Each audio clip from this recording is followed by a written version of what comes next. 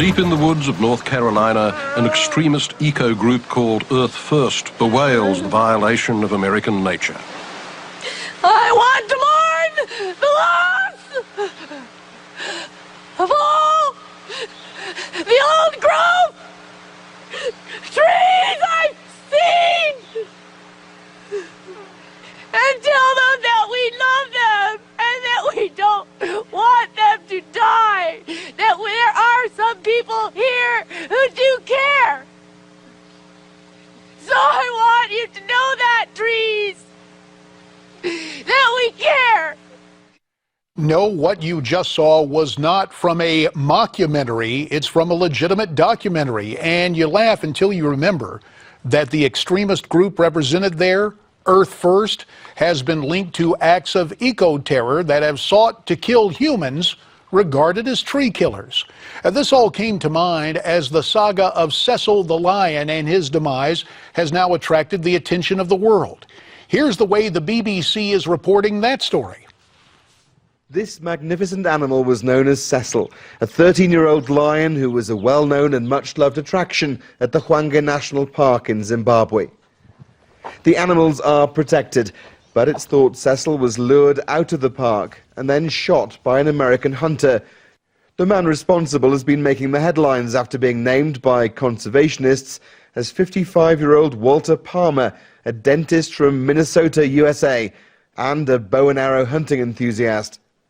In a statement, he said he deeply regretted killing such a well-known animal, saying he had no idea that the lion was a known local favourite, was collared and part of a study until the end of the hunt.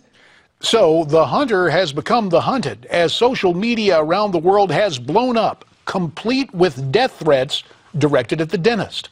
The interest and the outrage have made the saga of Cecil the top trending story today.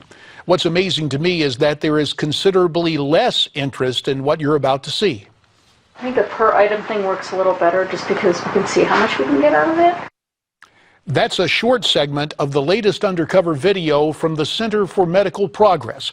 We just saw a Planned Parenthood physician discussing the pricing of body parts for babies who were aborted. In its coverage, CNN derided the video as, quote, highly edited, end quote. Well, what seems greatly altered is our collective sense of priorities. Don't get me wrong, we should act as good stewards of the earth, and there is a place to discuss the ethical treatment of animals and how hunting figures into that. But our first concern should be human life. For a whole lot of people, it appears trees and lions rate higher than human beings. At least, that's the way I see it.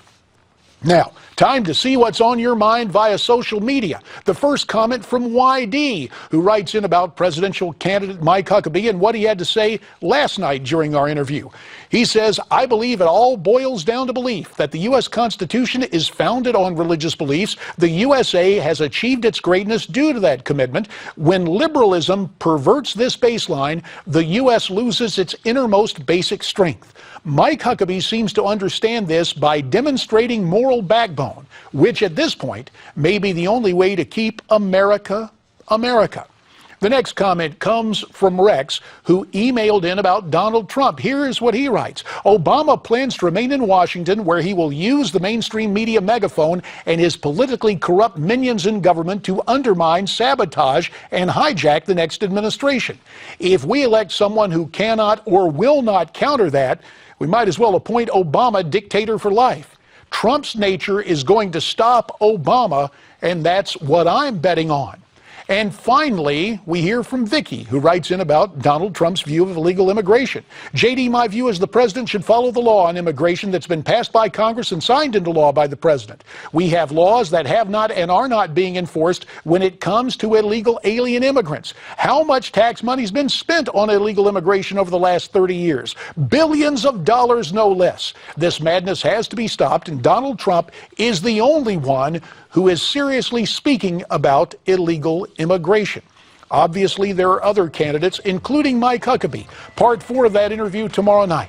Stay brave, stay free, stay tuned.